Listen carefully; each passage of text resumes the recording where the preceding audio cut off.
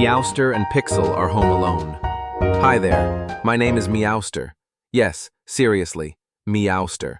My beloved Alex came up with the name because, and I quote, "You meow and purr so sweetly." Especially when my bowl is sparkling clean empty, or when someone forgets to scoop the litter box. That's when my meows really become a concert performance. Now that we've been introduced, I'll tell you about my family. We live in a small, colorful house on Sunny Street. There's Alex, my personal admirer, the best. She loves to cuddle me, rub my belly, and, well, sometimes she puts a little sweater on me. But only sometimes. There's also her brother, Tony, a small hurricane in human form. He doesn't look where he's going. He throws himself on the floor like a sack of potatoes, and worst of all, he nearly steps on my tail almost every day. Then there are our providers. The kids call them Mom and Dad. For me, they're simply the can openers. Oh, and then there's him. Officially, his name is Pixel, but I call him the problem. That scamp Tony's dog. All he does is run around like crazy, spill things, break things. He has no sense whatsoever. Since he arrived, my life, full of naps, quiet, and dignity, has turned into a never-ending festival of barking, running, and spilling. But fine, now that you know me, my family, and that clumsy, tail-wagging pest, I'll show you what our life is like. The chaos started early that day. Mom was making breakfast, Dad was packing sandwiches, Alex was choosing a dress for preschool, and Tony was trying to put two shoes on one foot. Bravo, Tony. Bravo. And me? I was stretching out on the windowsill in the sun. I purred. 5 more minutes. Meanwhile, the problem, Pixel, had been acting crazy since dawn. He jumped, he barked, he brought Alex a sock, and he tried to catch his own tail. A total drama. "Kids, ready?" Mom called out. "Time to go." "Bye, Meowster," Alex threw over her shoulder.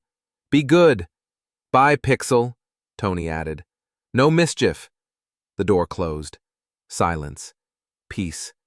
Finally, I could get back to nap number 2. But no, because the problem wasn't finished yet. First, he brought Alex's slipper. Then, he knocked a pillow off the sofa. And then, darting through the kitchen, he tipped over his water bowl. "Oopsie!" he barked. "What a splash!" I raised my head. I gave him the look of a cat who has simply seen too much. "I told you, don't run on the slippery floor," I mumbled through my teeth. But the problem was already gone. And guess what he discovered? The pantry door was slightly ajar. "I'll just peek in for a second," he barked to himself. "There's nothing wrong with that." He went inside, and then, crash, the door shut. "Meowster," he barked from inside. "It's dark, and it smells like pickles." I sighed, deeply. I couldn't leave him in there, even if he deserved it. I jumped off the windowsill. I stretched, and climbed onto the dresser where Alex had left her favorite unicorn book. I nudged it with my paw. The book slid down. It flew. Click! It hit the doorknob directly. The door creaked open. "Help!" Pixel yelled and shot out of the pantry like a rocket. "My hero!" I rubbed my paw on the rug. "But don't tell anyone," I muttered. In the afternoon, Alex and Tony returned from preschool. They stopped in the doorway because they heard splashing from the kitchen. "Pixel," Tony said, "what did you spill this time?" "And why does Meowster have a pickle in his paw?" Alex asked. Pixel and I looked at each other, and we didn't say a word, because that adventure was just ours. And you know what?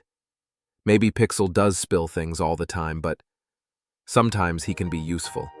Just saying, but nobody better tell him I said that.